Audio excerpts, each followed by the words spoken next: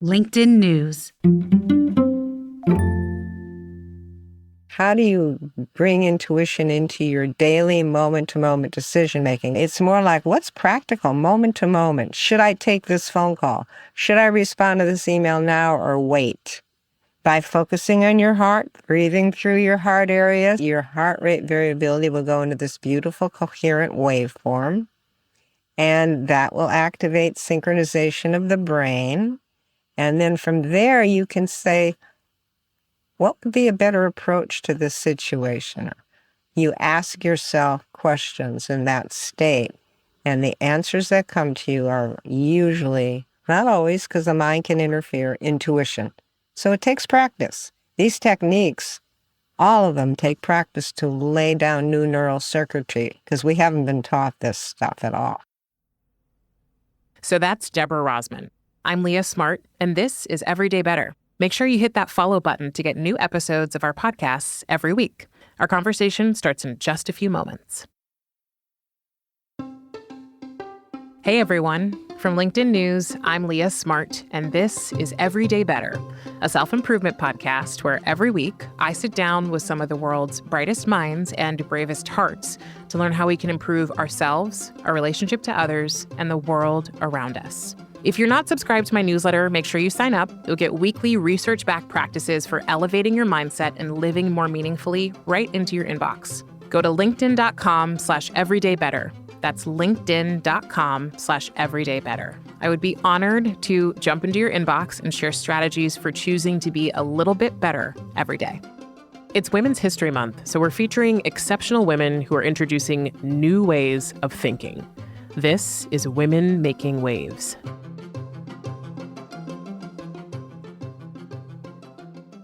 Today, I am sitting down with Deborah Rozman, and I totally nerded out with her on this episode because I think her research is interesting and profound for us. She's the executive director of the HeartMath Institute, and she's trained and spoken to Fortune 500 companies, government agencies, the military, and scientific and health communities about one thing, which is the heart, and understanding what the heart is, does, its actual function, and things far beyond just the research that we've all experienced around how it fails us or the things that can happen that are challenging. Researchers discovered in the 1990s that the heart has its own intrinsic nervous system with 40,000 neurons that can sense, learn, feel, and remember. In essence, or in other words, the heart has its own brain. And what became clear in the research on the heart is that it communicates to the brain through the vagus nerve and then through other pathways about how the body is feeling. The heart also has its own ability to access information through its electromagnetic field, which can be up to 5 feet around your body and is produced by every heartbeat that gives it connection to intuitive downloads. This is known as heart intelligence. So your heart has a brain and your heart has intelligence. And the way that Deborah and I talked about it in the conversation is like, you know, when you just kind of get the vibe from somebody, like the vibe check, and you're like, ooh, I love that or I don't love that. Part of that input and part of what you're receiving is that electromagnetic field that's being produced by the heart. Okay, why is this important? Well, the heart sends more signals to the brain than the brain does to the heart, which indicates that the heart is the one that's usually telling the brain what to do. Now, Deborah's work at HeartMath is about helping people understand the tools they can use to reset their emotions in the moment and the power of the heart in regulating our emotions. We are feeling beings who think, not thinking beings who feel. And she uses this tool called quick coherence to help us each take charge of our emotions so we can come from a better place when we communicate, when we make decisions, and when we show up in the world. I'm going to stop there. Here's Deborah teaching us more. I hope you enjoy this episode and that you learn some more about your precious heart.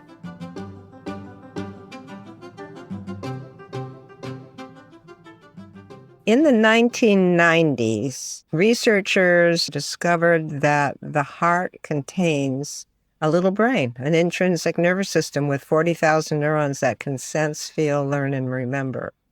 And that the heart communicates through the vagal nerve and other pathways how the body is feeling to the brain upstairs.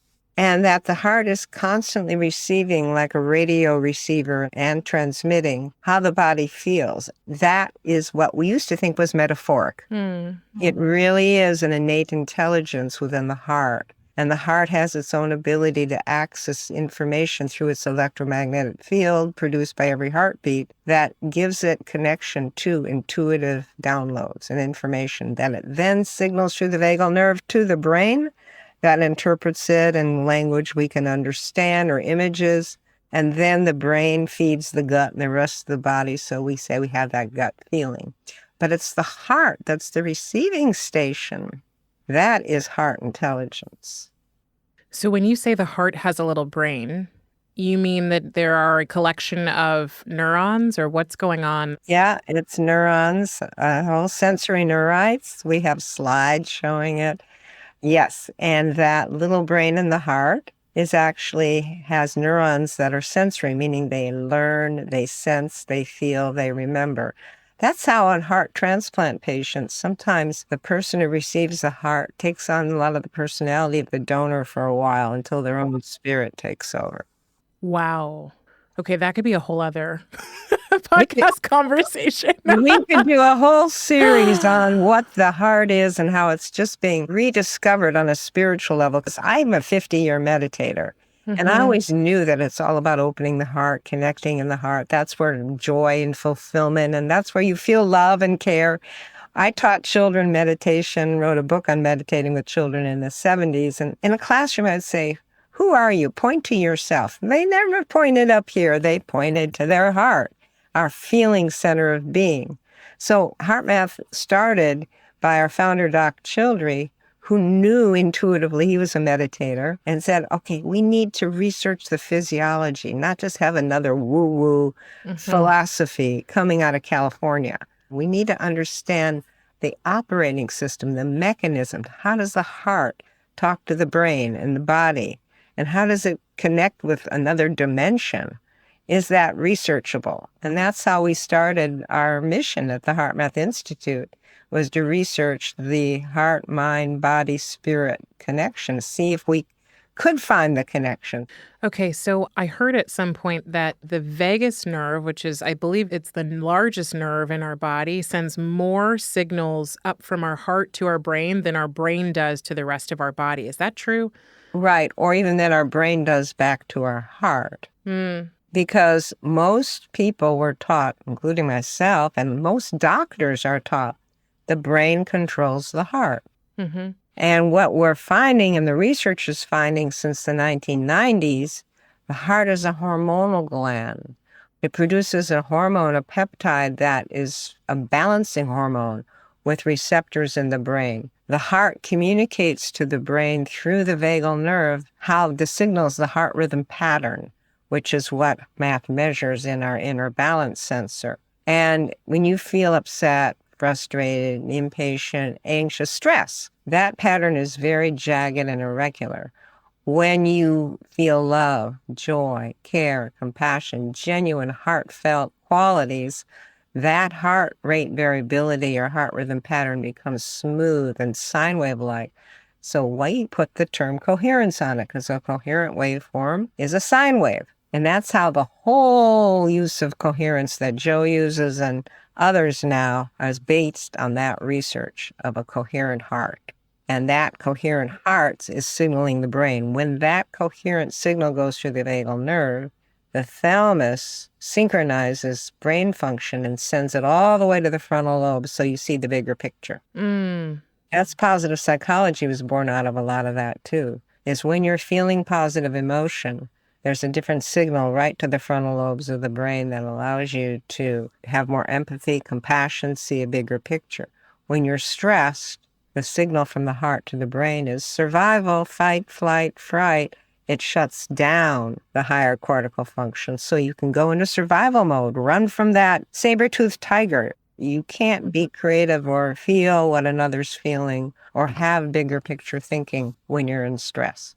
Okay, so what we learn, us people just out in the world who aren't studying this every day, hear people say fight, flight, freeze. We immediately go to the brain and go to the amygdala and think about that, right? But it sounds like what you're saying is if the heart communicates more to the brain than the brain to the heart, then the heart is what's telling the brain we're in danger, telling the amygdala you need to rev up and we need to go into fight, flight, or freeze. The serious input for that. I mean, obviously, if your eyes are seeing a tiger racing towards you or you hear a baby crying, your brain's going to respond. But the heart is an input. So if you're feeling anxious or you're feeling impatient or you're feeling frustrated, that feeling state is signaling to the amygdala. It's one of the pathways. And it triggers the habit in the amygdala. Well, other times I've felt fearful or frustrated or anxious, and it creates an anxiety habit or a response. Think of it through the world of feeling, because the heart, whether the brain sees a tiger and goes, oh my God, and then it signals the heart to go into action, and then the heart feels the fear and signals back to the brain to shut down all that. Fight, flight, fright. It's this two-way dynamic that's really cool in how it works. And so the whole goal of HeartMath is understanding how the heart and brain talk to each other and give people tools they can use right in the moment to reboot, reset. Because the little stresses we have throughout the day are not a saber-toothed tiger. You know, the little stresses throughout the day drain our energy, and we seem to feel that we are victims of constant frustration, anger, anxiety. But we can intercept by changing the heart rhythm pattern. It sends a different signal to the amygdala and the higher brain centers, so we can take charge of our emotions. Let's just say you were walking into a classroom of 5-year-olds Yeah. who had never heard any of this before, and you were wanting to communicate what you wish you knew when you were 5 about what you've learned up until now. What would you say to them that they must know, and why does it matter? I would say to them, put your hand in your heart. You know, where do you live? Where's your deepest sense? And they always know that intuitively. And I would say, okay, that's your power center. And so when you feel hurt or angry or frustrated, here's what you can do. And then I teach them a technique called quick coherence. And if I have them hooked up to our inner balance or M-wave, they get to see their heart changing in real time. So I can share the quick coherence is to focus on the heart, pretend like your breath is flowing in and out of the heart or chest area. Just breathe a little slower, a little deeper than normal. Let's count to 5 as we breathe in. And 5 as we breathe out. Now, as you keep doing this, I want you to focus or recall something that really warms your heart, like warm sunshine in your heart, or your mom baking chocolate chip cookies, or the love and gratitude you feel for your mom or your dad or your kitten or your dog. Feel the feeling as you breathe. Now, from there, you can make more intelligent decisions about things in your life. So that's an example. I just did that and it made me almost cry. You know, it's funny. I came into this conversation with I call it alarm now as I learn more about anxiety. It was from something that happened earlier in the day that was sticking with me and it was frustrating me. And I'm not someone with high anger, but it certainly has sat with me for the last hour as I've made my way downtown and gotten to the office and sat down, and that helped. I'm a neck up person. And you said we don't learn early on that there's really much else to focus on or care about aside from what's going on from the neck up. This thing is going to be the determinant of how successful, happy, you know, all these things that you are in life. And we get told that. But then through experience, if you really consider some of the richest experiences that you've ever had, when I consider those, they've had nothing to do with my intellect and everything to do with how I felt and what I was surrounded by. Exactly right. And you started this conversation with me about your audience is people going through transitions. And so much of what's happening in the world right now, of the uncertainty about so much, climate, politics, finances, the changes, the pandemic, it's causing people to go deeper actually in their hearts, a lot of people, because when there's nowhere else to go, we tend to go to our hearts to try to find some direction and clarity. It's pretty natural. And that is the operating system, is how do you do that more effectively? And how do you do that more on demand? And that's what we try to provide in our tools. People are at these transition points. And so that is perfect timing that people tend to be more open, more humble, more like, what do I do? And that was certainly true in my story. I can remember when I was 21, just out of college, going, what's it all about? There's got to be something else. Yes. And that's when something's opened up for me seriously in the heart. And it started to draw me into meditation and all sorts of synchronicities that led me on the path to where I am now. You know, I had a similar experience at 26 or 27, so not far off from where you were, where I was like, I can't answer this question, but something inside of me knows that there's more. Yes. I didn't know what to do. I just knew, probably similar to you, it's just, there's something else and you must go figure it out. Exactly. Only you don't get to figure it out because Correct, that's right. the intellect and that doesn't work. You have to really, and people can call it prayer or whatever, but it's like making that deeper connection with your real core being and opening, however you call it, to being receptive to what is it. And it's a humble state. And that's when magic happens, if you want to call it that. That's when you actually begin to access different frequencies and life changes. My goal in my work is to support people in understanding more and continuing to be curious and explorative about what they know. I have also, in the last few years, really, I think, uncovered and continued to explore the side of myself that looks for meaning, purpose, etc., through meditation and other things. And so what I found is I really love this kind of middle space of where we combine the science and the things that most people call woo-woo or whatever. Part of the reason I love what you're doing is that you do have research. You are looking at this in a way where anybody could look at this and say, yep, it makes sense. So I want to know, from what you are learning at HeartMath, what does the heart know and understand that the brain does not? What are we really saying here? Think of your cell phone. It's communicating through electromagnetic fields or a radio. You receive what's on that station. The little brain in the heart tunes to different frequencies, a different radio station, if you will, than the brain tunes to. You want both of them together for a full human potential. So you want the open heart tuning to intuition, to sensitivity, to compassion, to empathy, to feeling what others feel. You want to expand your feeling states. You want to be able to shift out of anxious and frustrated feelings. They have information for you, but you don't want to hang there because it just stresses you out and doesn't give you new insight. The mind will try to figure out why you're anxious, but it doesn't usually work because you really need to connect with the heart rhythm pattern and put out some forgiveness, some kindness, some self-compassion. That will begin to release the anxiety, send a different signal to the amygdala in the brain that will open up more intuition and insight. That's the role of the heart. The brain is there as an incredible computer. You want a wonderful brain. You want the neck up to really be illumined mind, to be able to use your intellect and curiosity and creativity. The two together are the human potential, and you want them in sync. And so they operate on different radio stations, so to speak. So, it's interesting. I've been someone who's experienced anxiety for quite a while. My mom used to call me her little worrier. So I've always been like heady and worrisome. And I was trying to cure said anxiety. And I heard someone say, don't fight thoughts on their own turf. You will always lose. Today, what I've learned there is really a body experience, because the alarm and all of this is held in the body, not in the brain. And I never understood it until I started sitting down, meditating, trying yoga, just trying different things where I was slowing everything down.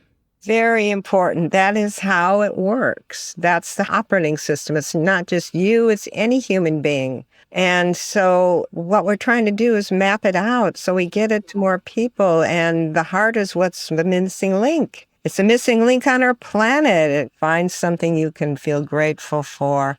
Let that open up your higher perceptions, and then the intellect actually goes to a more advanced stage. That's positive psychology as well. It starts with our feelings, our emotion. When Dan Goleman wrote Emotional Intelligence, it was a breakthrough And Candace Pert proved that scientists that emotions are distributed throughout the body. It's not just stuck in the centers of the brain. All right, we're going to take a quick break. When we get back, Deborah Rozman is going to help us learn ways we can practice practical intuition and harness the power of our hearts. And we're back with Deborah Rozman, founding executive director of HeartMath Institute. So you said this earlier about the heart sending information, us saying that we just knew in our gut. You've also mentioned like this inner GPS, this intuition. Would you say that they are all the same thing, that the heart is our way to our intuition? Intuition is when we know something without knowing how we know. There's different types of intuition. There's that energetic sensitivity where you just feel the hair in the back of your head going up like somebody's staring at me. You turn around and they are. That's a type of intuition. There's implicit memory, which is stuff we've learned and it just pops up when we need it. And then there's non-local intuition, that how a mother knows their child across the country is in trouble, just intuitive feeling. And all of these are frequencies. They're in the energetic field.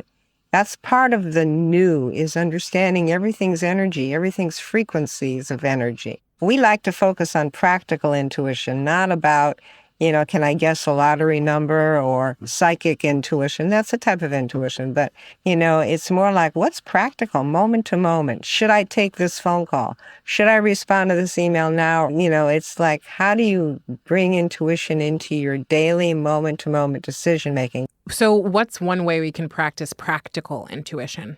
Well, by focusing on your heart, breathing through your heart area so your heart rhythm pattern starts to get smooth and even, finding something you appreciate or are grateful for, or even just breathing calm. If you can't feel anything positive, just breathe the attitude of calm or ease. And as you do that, your heart rate variability will go into this beautiful coherent waveform. And that will activate synchronization of the brain. And then from there, you can say, what would be a better approach to this situation? You ask yourself questions in that state.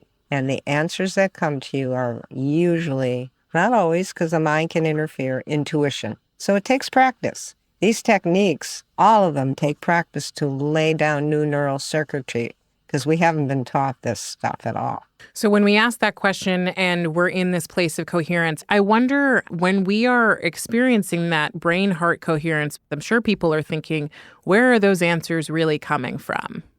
That's a really good question. They could be coming from your implicit memory. You cleared the screen, so now you can actually hear what you already know. They could be coming from another dimension of awareness. Call it your higher self, your true self, your unconscious being, but something connected to the universe, God, spirit, an angel, a guide, whatever your focus, your upbringing is. But it's another dimension. And think of that as not woo, but again, everything's frequencies. It's like turning a radio dial so that you can gain new information that's coming from your higher self. I want to track back for 1 second. I've had experiences where my mom has called me and said, what's wrong? Yeah. And I live across the country from her. I'm from California. I live in New York. And I have actually been in moments where I remember I went through a really tough breakup and I was bawling my eyes out in my apartment. She called in that second. It has happened more times than I like, to the point where I'm like, get away from me. Like, how are we this connected? And she's known. And it's funny because it forces me into a vulnerable position, right? But it's also like evidence is the best proof, and actually really having the experience to say like, oh, this has happened. And so I know there's something more, and we may not know every answer, but there is something going on here that's far beyond what we've been taught. And that's what it sounds like you are working to understand with the organization HeartMath. That's what we're researching. And then out of the research, we develop techniques and tools that are science-based to help us connect with that more and become our own self-scientists. Don't just believe us or trust us. Be your own self-scientist. Use these techniques and see what they open in you. I mean, your mom's love for you puts you in resonance, so she can pick up your frequency when you're feeling something extreme. And that's not unusual. Mothers have that natural nurturing. That's how you can be moms and babies. They know when their baby's crying even before they hear it. Most of us have these stories where you're starting to think about someone that you haven't talked to in a long time. The phone rings and it's them. We did research years ago at HeartMath Institute. It was all about this non-local intuition and how the heart picked up the signals, then sent it to the brain, then the brain sent it to the body. And the really quantum wild part of this is the heart knew before the stimulus. And this had to do with computer pictures, one gory, one beautiful, which you didn't know which one was going to pop up, but the heart knew before the computer had even chosen randomly which kind of picture to choose. That's like total woo-woo. But that's quantum. That's quantum stuff.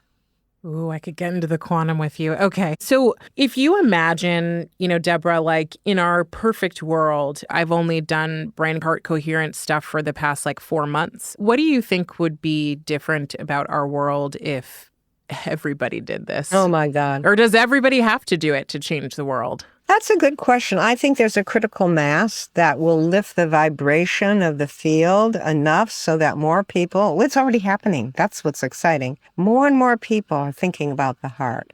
More mission statements or companies refer to the heart. More people are talking about compassion, especially with the pandemic, all the compassion and care that went out to the frontline workers. That creates a whole field effect, an energetic field. People start thinking about being kind to each other, random acts of kindness. With all the horrible stuff you read in the news, there is underneath that another momentum happening that's heart awakening. And I truly think that there's a critical mass that will help lift that, and then multiplier effect. It'll be taught in schools. Parents will teach their kids because they'll learn it for themselves in their workplaces. We right now work with the Kaiser Permanente system. There's 300 certified HeartMath nurses. We work with the VA. They have HeartMath as their main intervention for biofeedback and heart rhythm biofeedback. We work with the U.S. Army for training people in self-regulation, how to regulate your emotional reactions. So you just multiply all that out, and it'll permeate society eventually because it's based on how the human system operates, not on some religion or belief. Okay, so I know this is like a conversation of a million definitions, but what's the energetic field? Okay, so there's several energetic fields. Each heartbeat is putting out an electromagnetic field. It's electricity, right? Your brain is all electricity, but its field only goes an inch from the brain. Hearts can be measured 5-6 feet away, and we feel it goes much farther. Our instruments can't measure it farther. That's how we pick up on each other's vibes. It's through the heart's field. So you can feel when somebody's upset, even if they're not facing you. You can walk into a room, we have expressions like, wow, those two people must have been arguing. The energy's so thick you can cut it with a knife. That's the energetic field. Your emotional state is broadcast with every heartbeat. That HRV pattern goes out. And that pattern is jagged and stressful. It's broadcast. And we've done research in the lab showing that someone's heart rhythm pattern can show up in the person's brain waves not touching them, but standing 3 feet away. Those are energetic fields. Now, the planet has an energetic field. And when there's a solar flare that perturbs the field, the heart rhythm is the most affected in the body by that. Some of the solar flares, some of the Earth's rhythms in the field give us a positive lift. Some of them make us feel like a little more moody. How do we regulate our own reality so that we are in resonance with nature and in tune to the more positive elements of the field? I went to Joe Dispenza's retreat for a week in November, and I got back and I'd gone with a close friend, and she and I are both really open to this work and fascinated. It was a fascinating week. I tell anyone who's asked me, I just say, you just had to be there. I'm not going to tell you what happened because there's almost no point. And I learned that the hard way, and sharing that with a couple people who were like, what? What I noticed and what I know to be true is the things that we don't understand, we often feel fearful of and threatened by. And we make assumptions about what adoption at any scale would mean for the current reality we live in. Like if you were to fast forward and say in 10 years there had been a critical mass, and I know you sort of answered this question, but I want to come back to it again, which is, does this whole body of research and this work mean that our lives and our world and our existence has to completely change in such a way that it breaks everything that we've built? Do we need to break everything we've built? I think it's both. There's things breaking down right now. We're on a certain track and then we have to break down in a transition or an illness or a financial challenge or a relationship breakup, and we open to something new and we look back and go, wow, that was the best thing that happened to me. You sure don't feel that way in the moment. So some things have to break down. Some things have to be turned upside down to get right side up in society. But there's other things that's an evolution. That's an unfoldment. That's an awakening and a ride into the new, which is the more rewarding way to grow. But life is all about chaos and coherence and growth and challenge and fulfillment. And that's a spiral. And so I think for society 10 years from now, there's going to be a lot that still has to shake up to loosen the old rigid patterns and mindsets. And then there's this heart awakening going on, too, where more love, more kindness, more care, more compassion, more connection.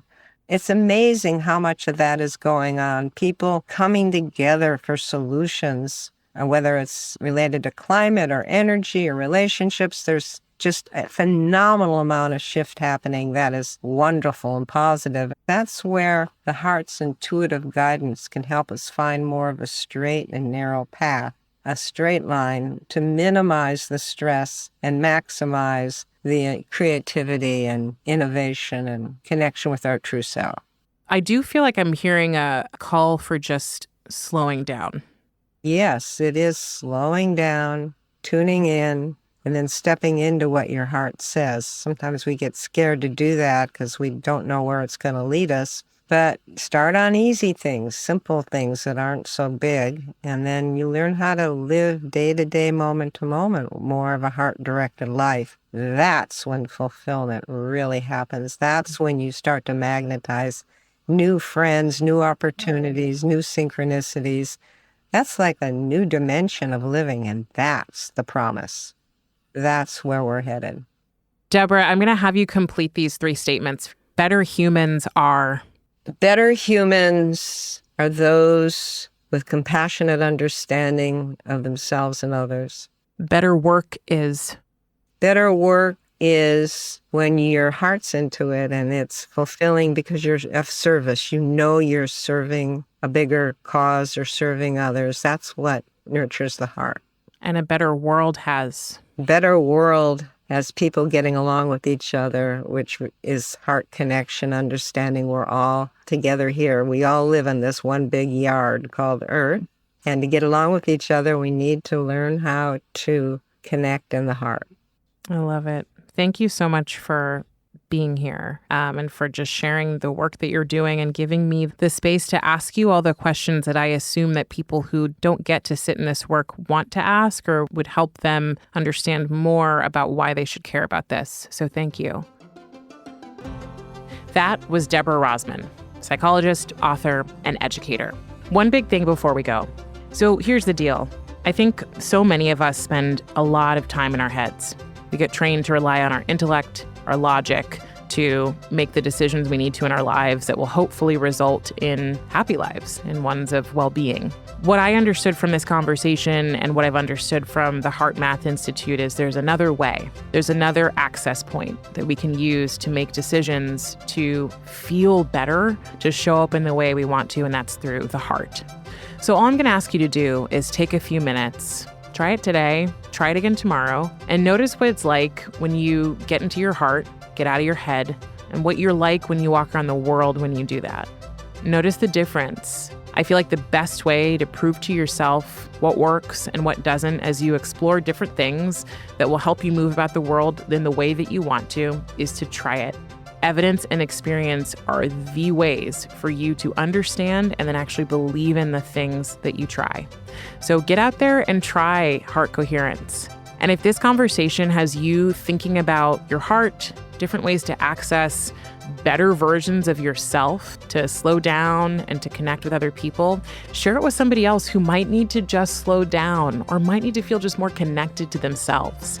You can always help other people like you find this show by leaving us a rating before you go. Even better, write a one-sentence review telling me about the way that you're practicing strengthening your own connection to your heart. If you're not subscribed to my newsletter, make sure you sign up. You'll get weekly research-backed practices for elevating your mindset and living more meaningfully right into your inbox. Go to linkedin.com/everydaybetter. That's linkedin.com/everydaybetter. Everyday Better is a production of LinkedIn News. The show is produced by Alexis Ramdow. Asaf Gidron is our sound engineer. He makes sure we sound good in the studio. Joe DeGiorgi mixed our show. Enrique Montalvo is the executive producer of LinkedIn Editorial Productions. Dave Pond is head of news production. Courtney Koop is head of LinkedIn Original Audio and Video.